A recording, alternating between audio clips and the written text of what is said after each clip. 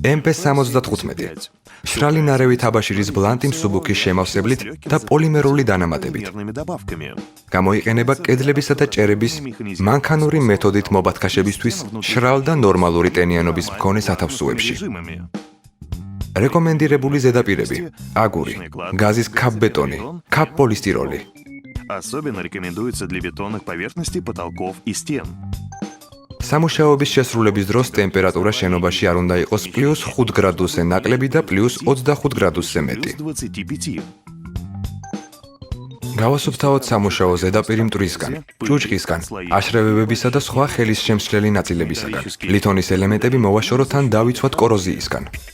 ტენშემწოვ ზედაპირებზე, სილიკატურ და კერამიკულ აგურზე, გაზის ქაპბეტონისა და ქაპკერამიკულ ბლოკებზე დავიტანოთ გრუნტი კნაობ გრუნდელ მიტელ, რომელიც უნდა გავხსნათ წყალში 1-3-თან შეფარდებით. გრუნტის გაშრობის პერიოდია მინიმუმ 6 საათი. ტენის სუსტად შემწოვ ან არაშემწოვ ყარ ზედაპირებზე, მაგალითად ბეტონზე, ცემენტის ბათქაშზე, ქაპ-პოლისტიროლის საფუძველზე დავიტანოთ გრუნტი კნაობ ბეტა-კონტაქტი. ამ შემთხვევაში აღარ არის საჭირო ტრადიციული მეტალის ბადის გამოყენება.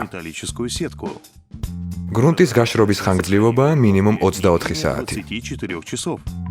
სამუშაო ზედაპირზე დავაყენოთ მოთუთიებული მეტალის საბათქაშე ნიშნულები. დავამაგროთ ისინი კედელზე სწრაფ მყარებადი თაბაშირის ნარევით, როგორიცაა მაგალითად კნაოფ როდბანდი. ნიშნულებს ვტოვებთ ბათქაშში. ამისთვის საფუძველის ზედაპირზე მცირე შუალედებით უნდა დავიტანოთ კნაოფ როდბანდის დუღაბი და შევჭყლიტოთ მასში ნიშნულები. გავასწოროთ ერთ სიფრთხეზე. ნიშნულებს შორის შუალედები არ უნდა აღემატებოდეს სამართის სიგრძეს. მექანიკური დაზიანებების თავიდან ასაცილებლად გარე კუთხეებზე დავამაგროთ კუთხოვანა პროფილები. ამისთვის კნაოფ როდბანდის დუღაბი დავიტანოთ კუთხოვანი პროფილების შიდა მხარეს 30 სანტიმეტრიანი ბიჯით და დავამაგროთ ისინი კუთხეებში. გადავასწოროთ ნიშნულა პროფილების სიფრთხეზე შუიდან კიდეებისკენ. სალესილე მანქანა მოვამზადოთ ინსტრუქციის მიხედვით.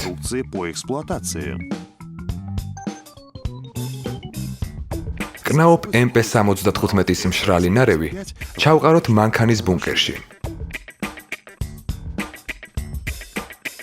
წყლის საწყისი ხარჯი საათში დაახლოებით 650 litrზე დავაყენოთ. წყლის მოწოდების დაკლება მომატებით დავარეგულიროთ დუღაბის კონსისტენცია. საფუძვლის გამზადებულ ზედაპირზე დავიტანოთ დუღაბი კნაოფ MP75. სადუღაბე დამბაჩა უნდა გვეჭიროს პერპენდიკულარულად. დასამუშავებელი ზედაპირიდან დაახლოებით 30 სანტიმეტრის მანძილზე. დუღაბი დავიტანოთ დაახლოებით 1 მეტრის სიგრძის ზოლებად. ყოველი წინა ზოლი გადავფაროთ ახლით ისე, რომ საბათქაშე ნაშხების ცენტრი მოექცეს დუღაბის წინა ზოლის ქვედა კიდეზე. შლანგებში და შემრევში დუღაბი 15 წუთზე მეტხანს უმოძრაოდ არ უნდა გავაჩეროთ. შემდეგ მოვახდინოთ დატანილი დუღაბის მოჭინვა. ამისთვის გამოვიყენოთ ჰაშისებრი სამართი.